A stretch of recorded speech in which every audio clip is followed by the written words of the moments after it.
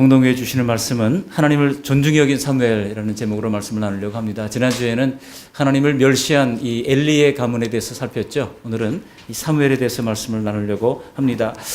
이스라엘을 방문해 보면은 모세 다음으로 모세만큼이나 중요한 인물로 이 사무엘을 둘 수 있습니다. 그래서 많은 이스라엘 사람들이 사무엘의 무덤을 방문하고 거기서 영감을 얻고 은혜를 받고 하는 것을 볼 수가 있습니다.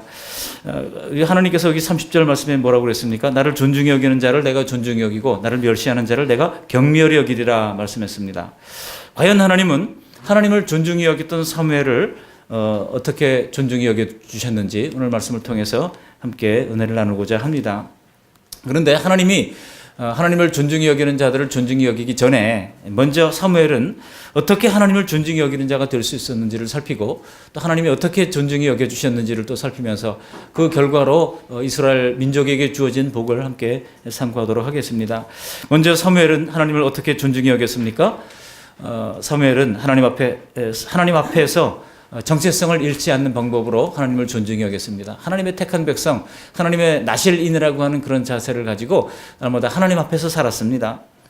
그래서 어디서 무엇을 하며 자라나느냐 이게 굉장히 중요하지 않습니까? 어려서 성전에서 늘 자라면서 하나님의 말씀을 듣는 그런 모습이 그에게 있었던 것입니다. 뿐만 아니라 그런 하나님 말씀을 듣고 순종하고 그대로 전함으로 하나님을 존중히 여겼습니다. 말씀이 전해지지만 듣는 귀가 없었던 사람은 들을 수 없죠.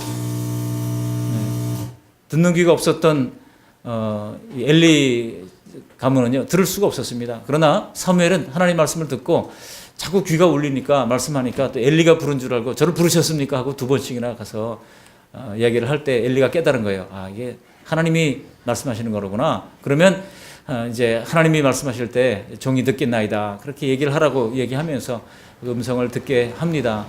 똑같은 말씀이 선포되었음에도 불구하고 엘리는 듣지 못하고 사무엘은 들었다는 겁니다. 여러분, 믿음은 들으면서 난다고 그런 말씀 있는 것처럼 하나님의 말씀을 잘 듣는 것이 필요합니다. 가장 기본적으로는 우리가 어떻게 하나님의 말씀을 오늘날 들을 수 있겠습니까? 가장 기본적으로는 제가 생각하기에 99%는 기록된 말씀으로 들을 수 있습니다. 우리가 한 0.5% 정도는 이제 하나님이 다른 방법으로 기적으로 또 특별한 음성으로 꿈으로 말씀할 수도 있어요. 그러나 대부분의 방식은 하나님이 일반적인 우리를 인도하는 방법은 뭐를 통해서 인도하신다고요? 기록된 하나님의 말씀으로 인도하신다는 것입니다. 여러분, 이렇게 말씀을 잘 받았을 뿐만 아니라 그런 말씀을 들은 대로 가르쳤습니다. 말씀을 들은 대로 가감없이. 그 말씀의 내용이 뭐예요? 엘리 가문이 망한다는 음성을 들은 거 아니겠습니까? 근데 엘리 가문한테 내가 엘리한테 이 얘기를 하면 엘리가 어떻게 생각할까? 그거 고민하지 않았어요. 하나님이 말씀하셨으니까 하나님이 엘리 제사장님 하나님이 당신 망한다고 하더이다라고 솔직하게 그대로 다 얘기를 했다는 것입니다. 그가 사려 없고 배려 없는 사람이었습니까? 아닙니다. 어쨌든 하나님의 말씀에 우선순위를 두고 하나님의 말씀이 무엇이든지 사람들이 듣든지 아니 듣든지 그것이 자기에게 해롭든지 그렇지 않든지 하나님의 말씀에 최우선순위를 두고 그 말씀을 증거하는 사람이었다는 것입니다. 뿐만 아니라 그는 기도함으로 하나님을 존중히 여기는 사람이었습니다. 우리 좀 넘겨서 7장 5절 말씀을 함께 읽어보실까요?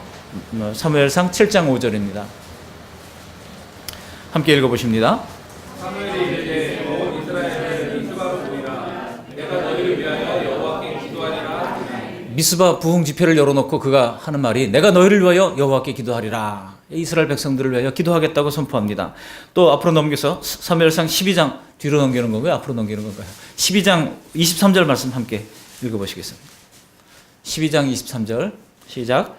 나는 너희를 위하여 기도하기를 쉬는 죄를 여호와 앞에 결단코 범하지 아니하고 선하고 의로운 길을 너에게 가르칠 것인즉. 기도하기를 쉬는 죄를 범하지 않겠다. 이 기도하기를 쉬는 것도 죄라고 하는 것을 사무엘이 처음 가르쳤어요. 기도를 쉬는 분들이 많죠. 다시 한번 힘을 내서 날씨가 춥다고 눈이 온다고 핑계대지 마시고 다시 한번 힘을 내시기를 바랍니다. 어려울 때도 기도하셔야 돼요. 저는 우리 주민섭 집사님 아버님 아프시기 때문에 매일 기도를 하면서 우리 주민섭 집사가 언제 기도하나 그런 생각을 늘 했어요. 아니 힘들다고 그러는데 기도는 안 하고 젊은 사람이 자빠져 자고 있는 거 아니냐 이런 생각을 속에서 했어요. 죄송합니다. 그런데 지금도 기도하고 있어요. 아니 힘들 때 이럴 때 기도하면 언제 기도하겠습니까? 어려운 일 있을 때 우리 박예숙 집사님이 우리 교회 개척하고 나서 새벽 기도를 얼마나 열심히 했는지 몰라요. 그때 우리 동생 되는 우리 누구예요? 이 동생 이름이 그때 동생 혜진 씨, 혜진 씨. 그 혜진 씨가 그때 또 암이 있어가지고 온 식구들이 다 기도를 하는데 얼마나 열심히 기도하는지 몰라요. 근데 하나님께서 그 기도를 들으시고 응답해 주시더라고요. 치유되고 회복되고 지금 건강한 모습으로 지금도 아직도 건강하신가요? 잘 생활하고 있어서 너무나 감사를 드립니다. 여러분 기도하면 하나님께서 들으시고 응답해 주십니다. 어쩌면 기다리는지 몰라요. 하나님도 제가 기다리는 것처럼 하나님도 기다리실 거예요. 더 깨어 기도하라고 기다리시고 있는 줄 믿습니다. 또 깨어 기도하는 우리 주집사님 되세요. 찬양이 또 감사한데 깨어 기도할 수 있는, 어려울 때 기도하지 않으면 언제 기도하겠습니까? 평안할 때 기도할 수 있다면 좋겠지만 사람들이 그렇지 않거든요. 평안하면 자꾸 내가 잘나서 그런 줄 알고 교만해요. 근데 조금 어려울 때 하나님 앞에 제가 잘못했습니다. 용서를 구합니다. 지혜를 주십시오. 기도하게 되는 것입니다. 이 사무엘은 기도했습니다. 그리고 기도하기를 쉬는 것을 죄라고 정의를 내려가지고 지금까지 수천 년 동안 많은 사람들을 괴롭히고 있어요. 기도하지 않는 사람마다 마음에 찔림을 주고 기도해야 되겠구나 이런 마음을 불러일으키는 것입니다. 이렇게 기도했던 사무엘입니다. 15장 11절로 넘어가서 보겠습니다. 15장 11절 15장 11절 말씀 함께 읽어보실까요? 15장 11절 말씀입니다. 시작. 내가 사울을 왕으로 세운 것을 후회하노니 내가 그를 돌이켜 나를 따르지 아니하며 내 명령을 행하지 아니하였음이라 하신지라. 사무엘이 근심하여 온 밤을 여호와께 부르짖으니라. 철야 기도를 했던 사람이 사무엘입니다. 온 밤을 여호와께 부르짖어. 하나님이 왕 달라고 그러는데 이 백성들에게 사울 왕을 준 거 아닙니까? 철회하면 어떻게 합니까? 그럼 우리는 누구를 믿고 의지합니까? 하면서 밤을 새워 하나님 앞에 기도했던 사람이라는 것입니다. 기도는 하나님이 계시는 것과 그를 찾는 자들에게 상 주시는 이심을 믿는 태도로서 하나님을 기쁘시게 하는 자의 믿음의 표현입니다. 에녹처럼 하나님과 동행할 수 있는 교제의 방법입니다. 히브리서 11장 5절 6절에 믿음으로 에녹은 죽음을 보지 않고 옮기었으니 하나님이 그를 옮기심으로 다시 보이지 아니하였느니라. 그는 옮겨지기 전에 하나님을 기쁘시게 하라 하는 증거를 받았느니라. 믿음이 없이는 하나님을 기쁘시게 하지 못하나니 하나님께 나아가는 자는 반드시 그가 계신 것과 또한 그가 자기를 찾는 자들에게 상 주시는 이심을 믿어야 할지니라 그랬어요. 이렇게 사무엘은 기도함으로 하나님 말씀을 들음으로 그가 자신의 정체성을 분명히 함으로 하나님을 존중히 여기는 사람이었습니다. 그랬더니 두 번째로 하나님께서는 이런 사무엘을 어떻게 존중히 여겨 주셨을까요? 하나님께서는 먼저 사무엘과 함께 해주심으로 사무엘을 존중히 여겨 주셨습니다. 우리 3장 19절로 돌아가서 함께 읽어보시겠습니다. 사무엘상 3장 19절 말씀 보겠습니다. 3장 19절 시작. 사무엘이 자라매 여호와께서 그와 함께 계셔서 그의 말이 하나도 땅에 떨어지지 않게 하시니. 함께 해주심, 하나님이 함께 해주심으로 말미암아 하나님께서는 이 사무엘로 하여금 사무엘이 리더십을 가지고 사역할 수 있도록 도와주셨던 것입니다. 이게 하나님께서 사무엘을 존중해 주신 거예요. 두 번째로 어떻게 존중해 주셨습니까? 하나님이 이제 자신을 직접 나타내 주심으로써 사무엘을 존중해 주셨습니다. 우리 3장 21절 말씀 함께 또한 읽어 보시겠습니다. 21절. 여호와께서 실로에서 다시 나타나시되 여호와께서 실로에서 여호와의 말씀으로 사무엘에게 자기를 나타내시니라.